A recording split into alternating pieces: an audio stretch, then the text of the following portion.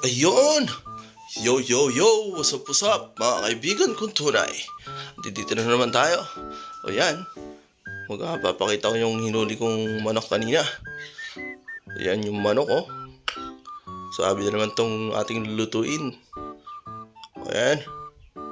O ito na yung ating confidence. Tapos yung manok na native. Tapos yung rabong. Yung rabong na tinakaw pa sa taltalon niyan kanina eh. Tinakaw ko nga pala, pero hindi kasi nila pinapansin na gano'n eh. Kaya tinakaw ko na doon ah. O yan o. Tingnan nyo naman. Para na nagkikis mga kaibigan. So yan, magigisa na tayo ngayon. Lagay na ako ng mantika. Tapos, naghanap pa akong sandok nung time na. Hindi ko mahanap yung sandok. O yan o. O yun, nakita ko na. Nilagay ko na yung luya. O hintay lang natin na lobos yung kaluluwa ng luya. So, yan. Tapos, nilagay ko na rin yung bawang tsaka yung pampautog. Orahin talaga rumore kararwana. Tanong kabel tayo, native nga manukan. So, atan. May tayo kuha na yung kuhan. Kabel ko ay manukan. Igisa tayo yun. Kita nyo mo, nagtabata ka manok. Oray basit lang. So, medyo kiwar-kiwar pa yung basit. Ayan o. Sabi niyan, mga kaibigan. Nasaan nga naman? Mga asin. Ayan, nilagay ko na yung asin.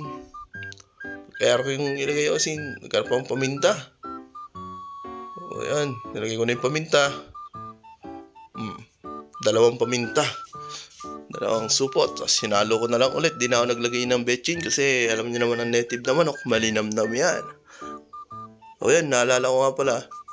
Yung leg ng manok na nayalo ko nila. Nakalimutan kong tanggalan ng, alam mo yun, yung esophagus niya. Hindi ko natanggal. Yun. Ayun. Kinuha ko ulit.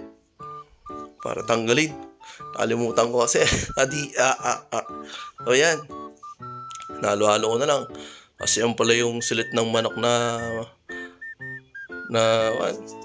pero malinis yan ha. So yan o. Lalagay ko na yung purified alkaline canal water. Aring. So yan. Bali isang pitchil nga pala ilalagay natin para medyo masabaw-sabaw. Sabi, kagadilaw ng sabaw. So habang hintayin natin lumambot yung karne ng manok. Yan, hiwain ko naman na yung tumba pa nga. Yan, hinihiwa ko na yung anong tawag dyan? Barasbus or anong tawag dito? Talbos ng sampalok. Ano? Na kinuha dun kanina sa kabilang bahay kila Lola. Madami kasing talbos yung sampalok nila ron. Kaya naisipan kong ganyan ang lutuin ngayong araw. Tingnan nyo naman. O yan o. Naiwa ko na yung talbos. Maganda na rin yung kulo. Kaso nga lang, medyo makunat pa ng konti yung manok. Inaalala ko, kaya gagawa muna ako ng kilawin, mga kaibigan. Kikilaw natin yung rabong. Yan, naiwa ko na yung pampautog. Nilagay ko na. So, yan. Lagyan ko ng paminta. Tapos, bagong, konti lang. Yan. Tapos, susunod natin, lagyan natin ng suka. Yun. Pagkalagay ko ng suka, lagyan ako ng konting betchin. Para may linamnam. Tapos yan, konting asin din. Para medyo umalat ng... Pero, di kasi ganong... Konti lang yung nilagay ko kasi nga. Tsaka naglagay ako ng... Ang tawag yan, sili. Para medyo may sipa ng konti. O, tingnan nyo naman, sarap niyan. Kaya nung kumukulo na, at malambot na yung karne ng manok, nilagay ko na yung rabong natin na tinakaw sa kabalay, sa taltalon. Tingnan nyo na. Sabi niyan, mga kaibigan, sarap ng sabaw nito.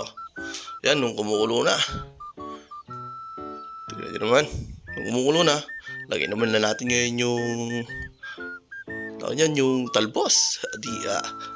Ayan o, tingnan nyo naman. Sabi niyan. Ayan o. So, luto na to, mga kaibigan. So, paano ba yan? Kainan na to. So, paano ba yan? Kain na ako. Bye-bye!